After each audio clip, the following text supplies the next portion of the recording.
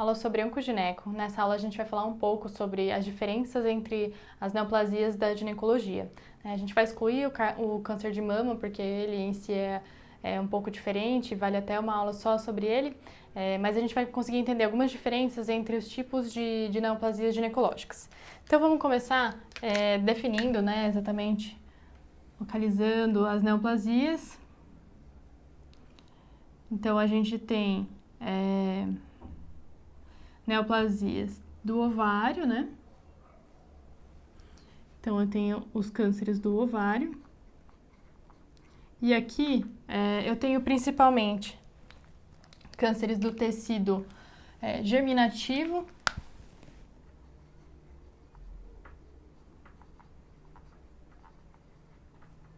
do estroma e do epitélio.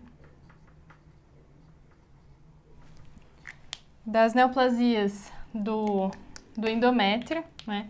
Tenho principalmente o carcinoma de endométrio. Ele é basicamente glandular.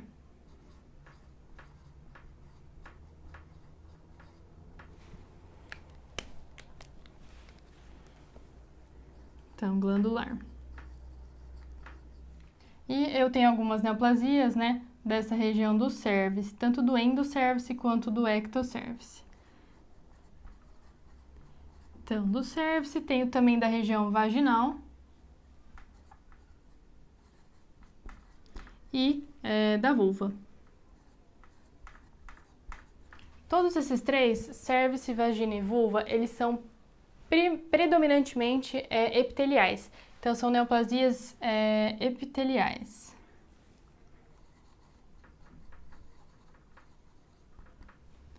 E aqui na vulva a gente também não pode deixar de citar o Paget, que também é uma neoplasia que pode dar na vulva, não só na mama. Então aqui a gente já tem uma noção das principais neoplasias ginecológicas. Agora vamos compará-las lado a lado e entender um pouquinho as diferenças entre elas.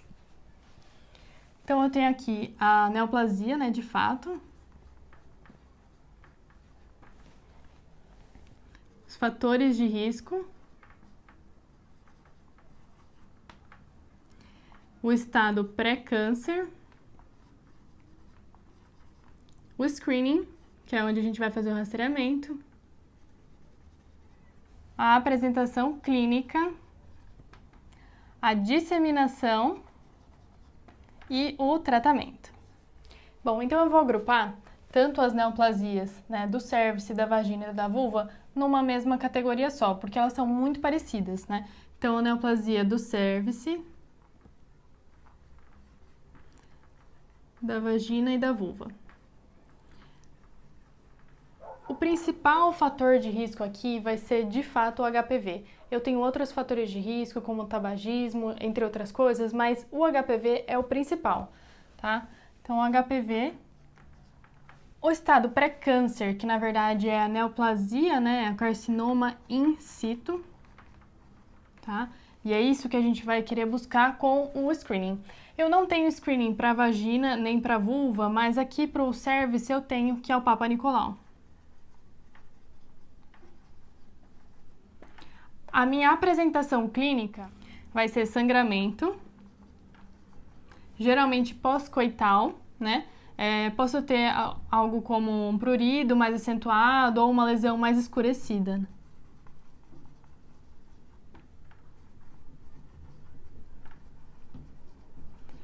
E a disseminação. Por que eu foquei nessa parte? Porque a disseminação, vocês vão ver algumas diferenças entre as neoplasias, isso vai te ajudar a entender o porquê do tratamento, como que é feito esse tratamento. A disseminação desses cânceres, dessas neoplasias, ela é principalmente por disseminação direta, né? Então, ou seja, eu acabo invadindo as estruturas que estão muito ali próximas, né? Então, eu tenho neoplasias tanto aqui da cérvix, da ectocérvix, acaba vindo para endocérvix, isso vai progredindo ao longo do trato feminino. Ou eu tenho uma disseminação linfática, tá? E é por isso que é tão importante quando a gente vai fazer a cirurgia, né? Se eu tenho um acometimento mais extenso, eu faço a cirurgia, né? A esterectomia, e eu preciso procurar esses linfonodos. Eu preciso encontrar até onde que a neoplasia foi. Porque aqui tem um ponto interessante. As neoplasias, geralmente os sarcomas em geral, quando eles têm eles têm uma preferência por disseminação linfática. E o que eu tenho nessa disseminação linfática, né? Então, o câncer, né? Ele vem, essa metástase vem e inicia-se primeiro na cápsula do linfonodo. Depois ele adentra o linfonodo, né? E aí ele vai progredindo para linfonodos aferentes. E isso vai convergindo até o ducto torácico. Lembram? Do ducto torácico, se ele não parar, ele vai cair na veia subclávia. E ele caindo na veia subclávia, ele cai na corrente sanguínea e então vira uma disseminação hematogênica. Eu já não tenho mais como prever para onde essa metástase vai, porque ela está na corrente sanguínea, pode ir para qualquer lugar. Toda a porcentagem de cânceres, mesmo esses que têm a preferência por disseminação linfática, existe uma taxa de disseminação hematogênica, né? Então isso não é que nunca acontece. Acontece, mas é uma pequena chance. E esse é o princípio do tratamento. A gente vai fazer uma aula só de neoplasia cervical e vocês vão ver que a depender do acometimento, eu tenho a possibilidade de ou fazer cirurgia, né? Ou só retirar a lesão, né? Ou fazer uma cirurgia e explorar linfonodos. Explorar linfonodos para quê? Porque eu preciso saber até onde o câncer chegou, até onde essa metástase chegou, retirar esse linfonodo para que essa metástase não progrida, né? Não suba e vá cair na corrente sanguínea e então estadiar esse câncer melhor, saber até onde que ele vai. Então, a disseminação, tanto de todos esses cânceres, ela é muito linfática e direta, né? De via mais direta, de contiguidade de estruturas. E isso vai definir para mim um tratamento com cirurgia, até onde eu consigo retirar a neoplasia sem que eu comprometa outras partes e retire também os linfonodos, mas também a radioterapia. Radioterapia, se eu tenho uma doença que não tem um alcance muito grande, né? Se vai primeiro para linfonodo, eu consigo estadiar, consigo saber onde está, eu consigo definir. Bom, então radioterapia apenas nesse local, tá? E isso vai nos ajudar. A quimioterapia vai ser só usada nesses casos quando eu já tenho metástase à distância, quando eu já tenho metástase muito longe dessa região aqui do trato feminino. E o câncer de endométrio? O câncer de endométrio, ele é um câncer bastante dependente de estrogênio, como a gente já comentou em várias outras aulas, né? Então, o fator de risco é estrogênio. Aqui, lembrar que um fator de risco que muitas vezes a gente confunde, que é o tabagismo, aqui ele não é um fator de risco. Por quê? Só lembrar que o tabagismo ele leva a um estado hipoestrogênico. Então, ele não é um fator de risco para o câncer de endométrio. Bom, o estado pré-câncer, né, que a gente já comentou também, são displasias, atipias. Não existe um screening para a gente fazer, embora eu possa ter algumas células que eu encontro no meu Papa Nicolau que me podem dar dicas dessas atipias, tá? Mas não existe nenhum screening, nenhum rastreio que a gente possa fazer para pegar algum estado anterior, né? A gente vê muito, a gente faz diagnóstico, principalmente quando a mulher apresenta uma clínica que geralmente é o sangramento na menopausa, né? E aí a gente vai ver a espessura do endométrio e definir, fazer biópsias para tentar coletar melhor esse material do endométrio. Então, a clínica vai ser também sangramento, mas geralmente no pós-menopausa.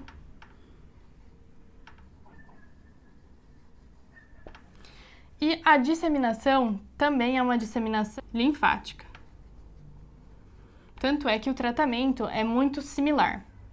Eu vou fazer cirurgia a depender do estado em que, da progressão, né, da onde eu consigo ainda retirar uma neoplasia ou não, mas vai ser basicamente cirurgia, tá?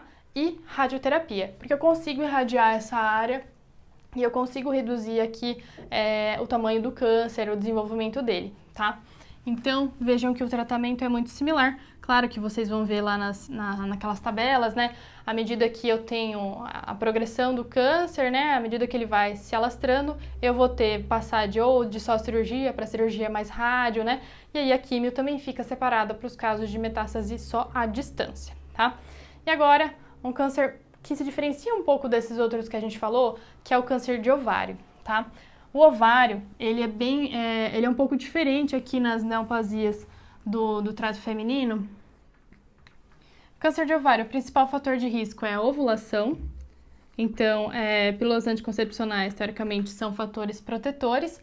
O estado pré-câncer, eu não tenho, nós não fazemos biópsia, né? Claro que existem displasias, atipias, mas isso não é visto, né? A gente não consegue ver. Não existe um screening para isso, não existe um rastreamento. E a clínica, essa que é a questão. As neoplasias em geral do ovário, quando elas apresentam uma clínica, é um estado muito avançado do câncer. Tá? É um estado em que eu já tenho acometimento renal, é um estado que eu tenho hidronefrose, acometimento de estruturas muito mais altas e que, por sinal, já adiantam para nós que é um câncer muito avançado.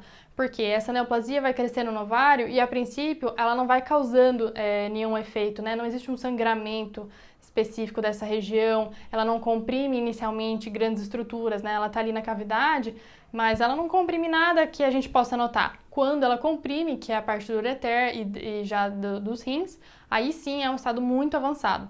Então a clínica, quando ela é presente, vai ser já de uma falência renal, ascite, né, quando já espalha para a cavidade, ou uma obstrução intestinal. Mas isso daqui é muito avançado, tá, gente? Não é o estágio que a gente gostaria de pegar esse câncer. E a disseminação? É aqui que entra a grande diferença do câncer de ovário para os outros daqui da gineco. É que a disseminação do câncer de ovário, ela é pselômica, né? Ela é pelo peritônio e por proximidade também de estruturas próximas, mas superficial. Então, ela vai se espalhar pelo peritônio. Por que isso é importante? O tratamento, vocês vão ver, se vocês compararem, né? O tratamento dessas neoplasias com a de ovário, ele é um pouco diferente. Nós não fazemos radioterapia, né? Não fazemos em geral, radioterapia nos cânceres de ovário. Por quê? Porque quando a gente detecta esses cânceres, eles já invadiram o peritônio, né? Já invadiram a cavidade abdominal. E para eu fazer uma radioterapia na cavidade abdominal, é muito efeito colateral que eu vou ter. Eu vou irradiar todo o abdômen, eu vou ter muito efeito colateral, certo?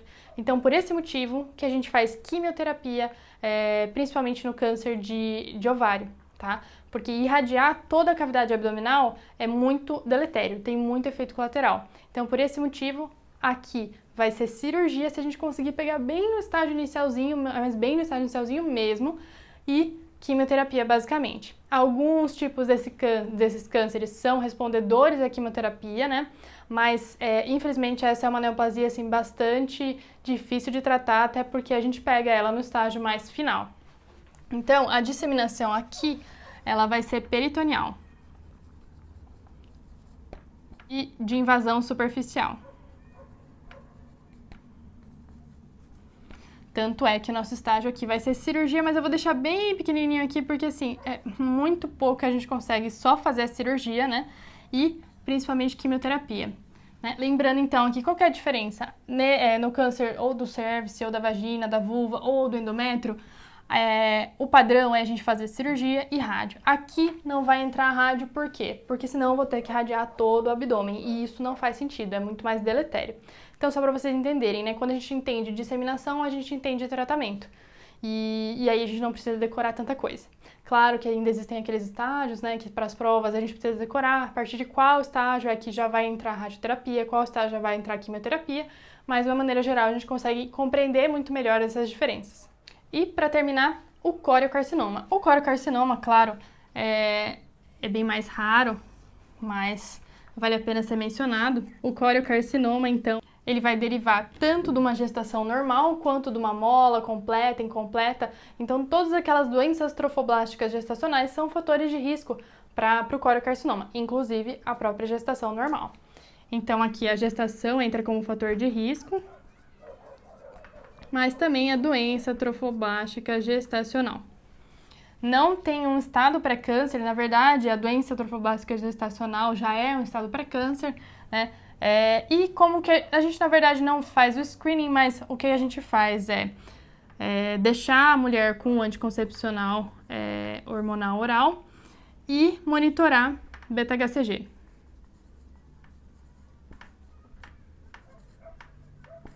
Se o beta-HCG vem subindo e a mulher em uso de anticoncepcional, a gente sabe que o câncer recorreu, né? O câncer voltou.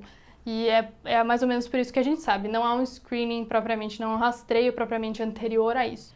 E em termos de clínica propriamente, a gente vai ver sintomas muito próximos à gestação, então só que muito mais acentuados, né? Hiperêmese, tenho também o hipertireoidismo. E claro, né, o fato de que o volume abdominal não é compatível com a datação de uma gestação. E para a gente completar o raciocínio, né, qual que é a via de disseminação, preferencialmente, né, do coriocarcinoma? Hematogênica. E isso vai definir tratamento, certo? Se é hematogênica, qual que é a minha chance de metástase à distância? Muito maior, né?